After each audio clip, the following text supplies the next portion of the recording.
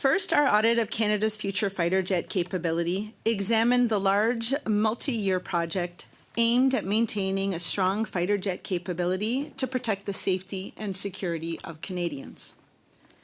We found several risks that could jeopardize the timely introduction of the new CF-35 jets. Estimated costs for the Future Fighter Capability Project reached $27.7 billion in 2024, which is almost 50% more than National Defense's original $19 billion estimate, a figure that was based on outdated information. In addition, estimates did not include key elements like infrastructure upgrades and advanced weapons, which would add at least $5.5 billion to the total estimate.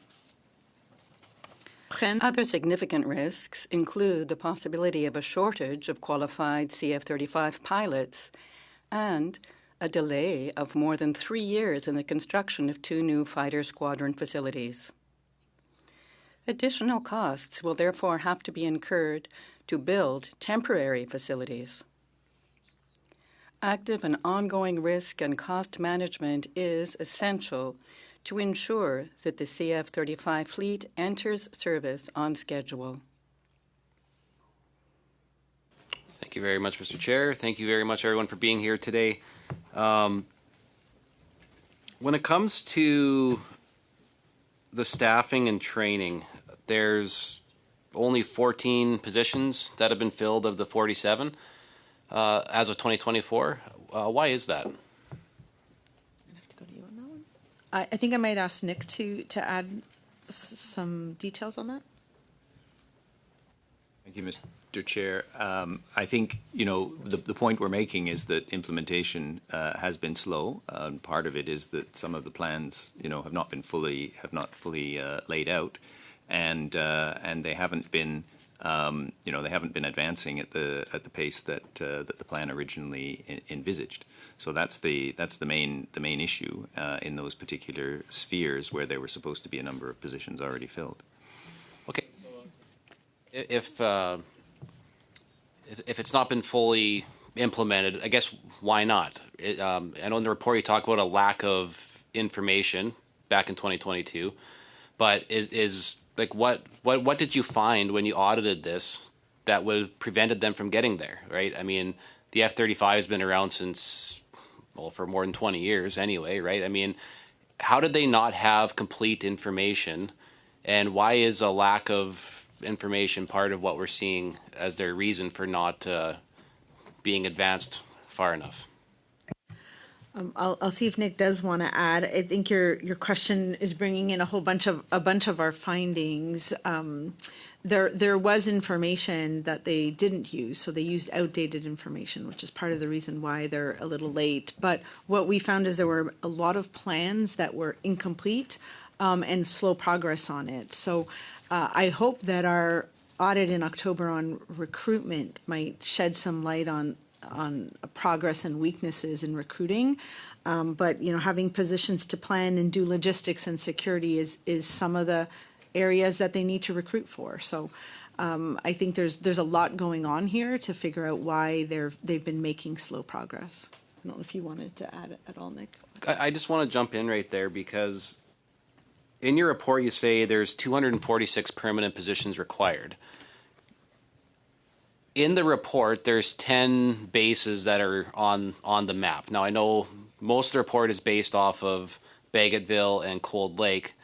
It seems to me like 246 permanent staff for those 10 bases would be a massive understaffing of what would be required for the F-35 program.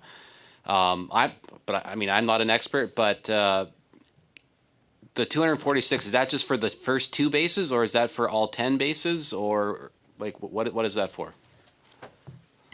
Mr. Chair, perhaps I can help to explain that. One of the observations we make is that the process of implementing the F-35 transition is in its early stages, and the plans haven't been fully drafted. So this was one area where there was a plan that had laid out how many positions they actually needed in specific areas. So we specify it's mission planning, some types of logistics and security. So that is not the entire need for the F-35 on all those bases. That was simply those areas where they had actually identified a number by a certain time period, and only a small number of those had so far been filled.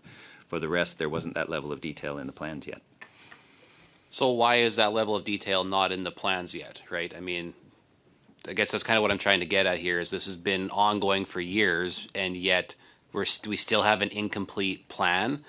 Why is that, and who's responsible for this? Like, which do you have a name for who's hasn't completed the planning for this? I mean, this is kind of crazy that we don't have a complete plan yet. So, Mr. Chair, I think I would send the member to Exhibit 2.2. We outlined sort of the 5 phases of transitioning from the CF-18s to the CF-35s, and they're still in phase 1, right? Build-up phase is coming. So this is National Defense's plan. Ultimately, who is responsible? Well, there's the Chief of Defense Staff and the Deputy Minister. Ultimately, making sure that Canada's fighter jet capability is available and can transition is their ultimate responsibility. And I think that's the question should go to National Defense on progress, the gaps in their plans, and how they plan on updating those. We did give them a recommendation about making sure that their master plan was much more comprehensive. Thank you, Mr. Patzer.